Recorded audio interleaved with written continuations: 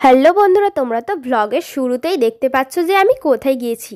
এটা হচ্ছে মায়াপুর মন্দির, বিশ্বের বৃহত্তম মন্দির। এখনও কিন্তু মন্দিরটা প্রক্রিয়ার কাজ এখনও চলছে।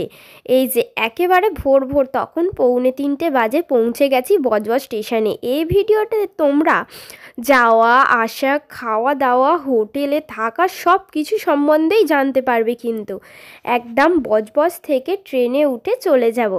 এই যে একেবারে ট্রেনটা এসে গেছে। প্রথমেই যাব শিয়ালদা স্টেশনে। এই যে ট্রেনেতে সবাই মিলে, আমাদের পরিবারের সবাই গিয়েছিলাম, মা বাবা শ্বশুর শাশুড়ি মা ননদ সবাইরা গিয়েছিলাম। কবে থেকে প্ল্যান হচ্ছিল যে একটা ফ্যামিলি ট্যুর করা হবে, তার জন্য শিয়ালদা থেকে কাটোয়া লোকাল ধরে চলে গিয়েছিলাম বিষ্ণুপ্রিয়া হল্ট। ওখানে নেমে গেলেই কিন্তু কত টোটো দাঁড়িয়ে আছে, সেখান থেকে টোটো বুক করে নেওয়ার পর চলে যাব ফেরিঘাটে। এখানে লঞ্চ নৌকা দুটোই রয়েছে। আমাদের পরিবারের লোকজন এতটাই ভয় পাচ্ছিল নৌকায় করে পার হতে যে কি বলবো, তাই জন্য লঞ্চেই করে যেতে হলো। টিকিট ছিল 10 টাকা করে। এবারে লঞ্চ করে একেবারে চলে যাচ্ছি মায়াপুরের দিকে। এপারটা নবদ্বীপ আর ওপারে ছিল মায়াপুর। এই লঞ্চ থেকেই নাকি মায়াপুর ইস্কন মন্দিরে চূড়া দেখা যায়, কিন্তু এতটাই ভিড় ছিল যে একেবারে আমি তুলতে পারিনি। এই যে এখানে আমাদের লঞ্চ ছেড়ে দিয়েছে, লঞ্চে করে যাচ্ছি ওপারের দিকে। আর এইটার নাম কি বলো তো, এই গঙ্গাটার নাম, এটা হচ্ছে সুরধনী গঙ্গা। এইখানেই নাকি গঙ্গা যমুনা দুটি নদীর মিলনস্থল দেখা যায়। তোমরা কি বুঝতে পারছো? এই যে এপারেরটা নীল জল, ওপারেরটা সাদা জল। এবারে প্রায় পৌঁছে গেছি বললেই চলে। এপারের দিকে চলে এসেছি, মানে মায়াপুর ঘাটের দিকে একেবারে আসছি। খুব সুন্দর লাগছিল। আর জায়গাটা মানে কি বলবো, অনুভূতিটা ছিল অন্যরকমই। সবাই তো যায় মায়াপুরে পুণ্য করার উদ্দেশ্যে, কিন্তু আমি মনে হয় গিয়েছিলাম পাপ করার উদ্দেশ্যে। কেউ তো আমাকে বলল যে তুই মায়াপুরে গেছিস পুণ্য করতে নয় পাপ করতে। কি বলবো, যাই হোক, ভগবানই একমাত্র জানেন। যে এবারে এসে গেছি লঞ্চ ঘাটে, পেরিয়ে এলাম। চলে আসার পর এখানে দেখছি গঙ্গার ধারে কত কিছু বিক্রি হচ্ছে, মানে জপমালা, তারপর তুলসীর মালা, ঠাকুরের ড্রেস, রাধাকৃষ্ণের কত কিছুই না বিক্রি হচ্ছে। এখানে কিন্তু বাসে করেও আসা যায়, অনেকেই আসেন। যেমন সামনেই রয়েছে বাস স্ট্যান্ড। এই যে এখানে অনেকেই এখানে এসে নামছে বাস থেকে। এরপর সোজা হাঁটতে হাঁটতে চলে যাচ্ছি সামনের দিকে আরেকটু। এই যে এসে গেছি। এই সামনে কিন্তু চৈতন্য মঠ, মানে এখানেও কিছু মন্দির রয়েছে যাওয়ার পথে দেখতে পেলাম। আর প্রচুর টোটো দাঁড়িয়ে আছে লাইন দিয়ে, যে যে হোটেলে থাকতে চাই সেখানে নিয়ে যাওয়ার জন্য। কিন্তু আমরা চলে গিয়েছিলাম পায়ে হেঁটেই, কারণ হোটেল তো আমাদের নিজেদেরই খুঁজতে হবে, আগে থাকতে বুক করা ছিল না। তাই জন্য হাঁটতে হাঁটতে একেবারেই চলে যাচ্ছি। কিছু মন্দির ছিল যেগুলো দেখতে দেখতেই যাচ্ছিলাম। খুবই ভালো লাগছে। অনেক দিন ধরেই ইচ্ছা ছিল যে যাওয়ার মায়াপুরে। আমি এর আগে আরও 2 থেকে 3 বার এসেছিলাম, তখন তো ভিডিও করা হয়নি, আর অনেক ছোট ছিলাম। কত দূর থেকে মন্দিরের চূড়াটা দেখা যাচ্ছে দেখো বন্ধুরা, অনেকটাই কিন্তু দূরে আছি আমরা। হাঁটতে হাঁটতে প্রায় আধ ঘন্টা লেগেছে, 20 মিনিট থেকে আধ ঘন্টা লেগেছে মন্দিরে পৌঁছাতে। এই যে একেবারে চলে এসেছি মন্দিরের গেটের সামনে। এবারে কিন্তু মন্দিরে প্রবেশ করাটাই শুধু বাকি।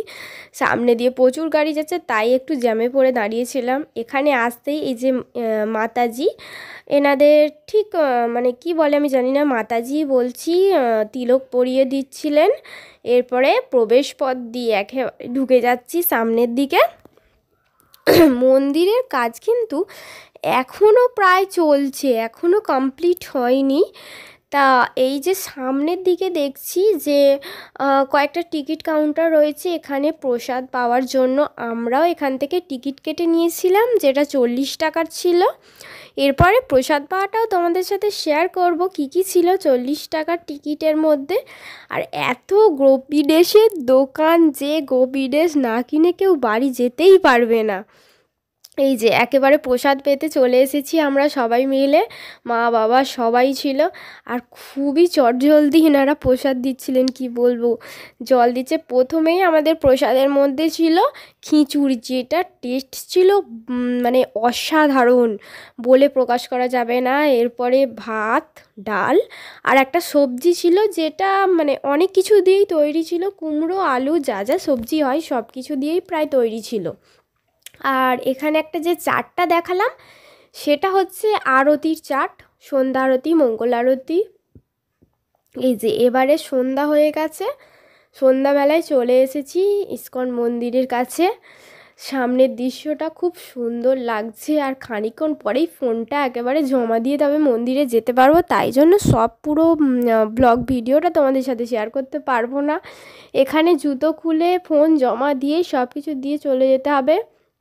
এটা হচ্ছে পরের দিন সকালবেলা, একদম ভোর ভোর চলে এসেছি সুরধনী গঙ্গা স্নান করতে।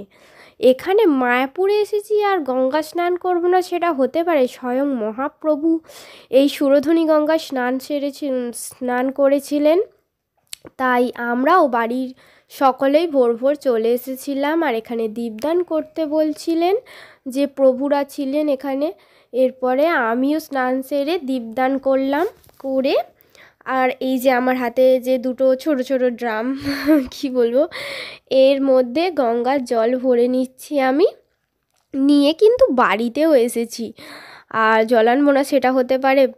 এই যে এখান থেকে চলে এসে এখানে একটা তুলসী মঞ্চপ ছিল, যার মধ্যে মানে আমি নিজে ঘুরে ঘুরে আর জল ঢাললাম। আমার তো এখানে এসে খুবই ভালো লেগেছে। আমরা 2 দিন স্টে করেছিলাম, তারপরের দিনে হচ্ছে নবদ্বীপে চলে গিয়েছিলাম, সেটারও একটা ছোটো মিনি ব্লগ তোমাদের সাথে শেয়ার করব।